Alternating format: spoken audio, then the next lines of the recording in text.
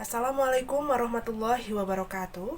Perkenalkan, saya Anissa Gusnira dari Dinas Pendidikan Provinsi Jawa Barat, Unit Kerja SMA Negeri 1 Ciawi Gebang, Kabupaten Kuningan. Saya mengajar mata pelajaran Bahasa Sunda di kelas 10 dan kelas 11. Kelas 10 terdapat 3 kelas, yaitu kelas 10I, C, dan K, serta kelas 11 yaitu 5 kelas MIPA dan 5 kelas IPS.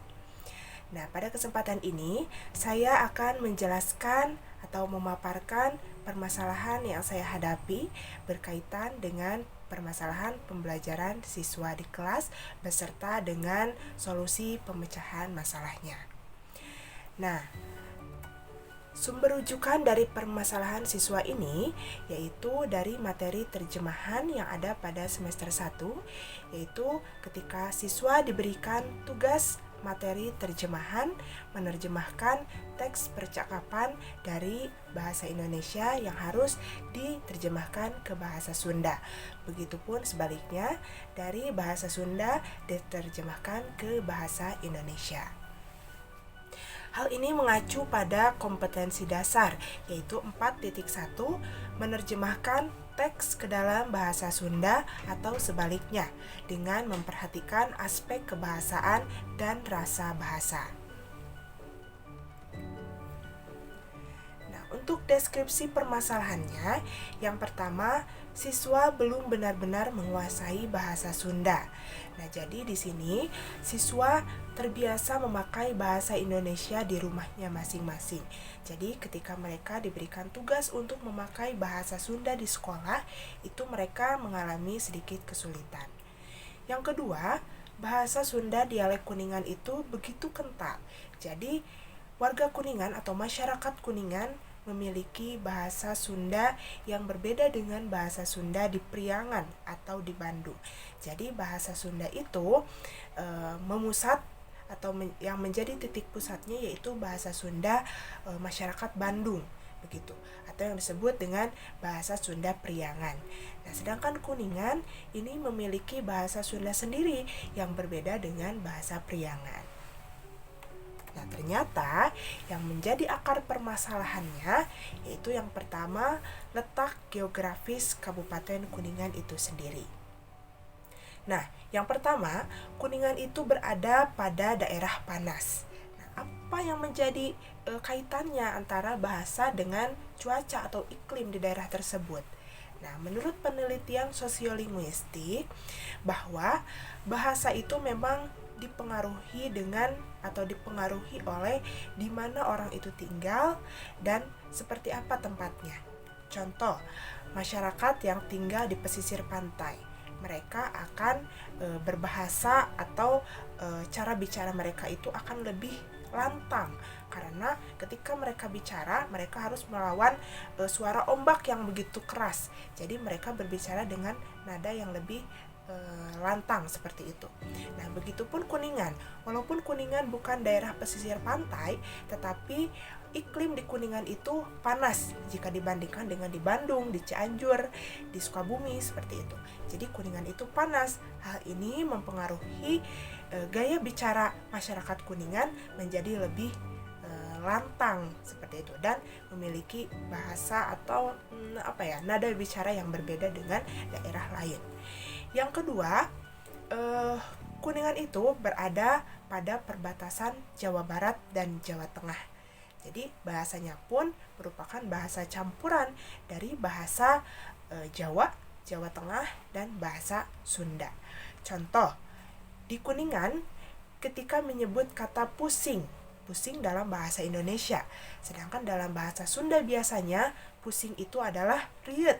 Tetapi di Kuningan mereka menyebut kata riet dengan kata menit. Jadi, duh riet bukan seperti itu, tetapi duh mararenit gitu. Jadi memang Kuningan memiliki bahasa-bahasa seperti itu dan bukan hanya pada kata menit saja, masih banyak kata-kata yang lain. Jadi mereka akan lumayan sulit untuk dapat menyesuaikan dengan bahasa Priangan yang ada di buku teks atau buku paket. Nah, selain itu yang ketiga, Kuningan itu berdekatan dengan Cirebon. Cirebon sendiri memiliki bahasa yang sangat jauh berbeda dengan bahasa Sunda. Nah, tidak aneh jika Kuningan pun sedikit memiliki bahasa yang berbeda dengan bahasa Sunda pada biasanya. Selain letak geografis yang menjadi akar permasalahannya yaitu faktor lingkungan atau pergaulan. Nah, yang tadi telah dijelaskan pada deskripsi permasalahan bahwa siswa di rumah terbiasa dengan bahasa Sunda. Nah, mengapa saya tahu? Karena saya bertanya kepada mereka di kelas dan ternyata ketika saya memberikan pertanyaan dalam bentuk survei kuesioner, ternyata mereka menjawab mayoritas di rumah menggunakan bahasa Indonesia. Jadi mereka menggunakan bahasa Sunda hanya di luar rumah, di sekolah atau di lingkungan pergaulan. Nah, sedangkan dalam usia remaja, usia SMA, mereka masih mencari jati diri mereka. Mereka lebih menyukai hal-hal yang unik. Dan bahasa gaul atau bahasa yang mereka sebut unik itu biasanya lebih dekat pada bahasa kasar. Jadi bahasa kasar itu biasa mereka gunakan dan mungkin bisa disebut bahasa keren bagi mereka gitu. Bahasa gaul mereka itu bahasa kasar. Seperti itu. Nah, lalu solusi permasalahan ini yang pertama, guru memberi penjelasan kembali dengan memberikan video animasi Undak Usuk Basa. Nah, video ini saya buat sendiri. Di dalamnya seperti komik, ada beberapa tokoh, mereka melakukan percakapan dengan menggunakan bahasa Sunda sesuai dengan Undak Usuk Basa atau tingkatan bahasa yang seharusnya. Yang kedua, saya memberikan referensi atau pendamping yaitu Kamus Undak Usuk Bahasa Sunda. Nah, kamus ini pun saya buat sendiri, yaitu di dalamnya terdapat 3 kolom, yaitu bahasa Sunda kasar, loma, dan lemes. Nah, ini untuk lebih jelasnya, yang pertama yang tadi yaitu video pembelajaran yang saya upload di YouTube. Nah, kemudian saya bagikan linknya kepada anak-anak dan sesekali saya tonton bersama di kelas video ini sambil dijelaskan kembali. Dan yang kedua yaitu Kamus Alit Undak Usuk Basa. Kenapa disebut kamus alit? Karena kamus ini berbentuk kecil, bentuknya PDF, tidak di print.